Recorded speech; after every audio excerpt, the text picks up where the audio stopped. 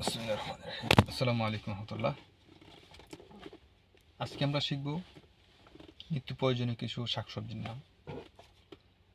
আদাস, আদাস মানে ডাল, যে কোনো ধরনের ডালকে আদাস বলে। বাতাতাস আলু, বাতাতাস আলু।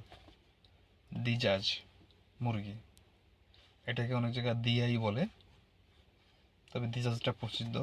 দিজাজ মুরগি। তুম রসুন, থুম রসুন, বা তুম বলতে পারেন বা থুম বলতে পারেন, কারণ এটা সা থেকে উচ্চারণ হয়। থুম রসুন।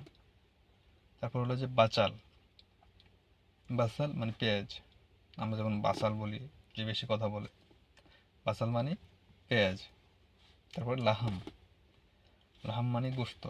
এটা গরুর বা চার পায়ের পানি, এটার গোস্তকে লাহাম বলে, লাহাম। ময়া পানি, পানি কি বলে? ময়া।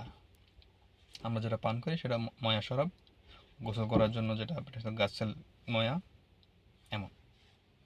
আসসালামু আলাইকুম।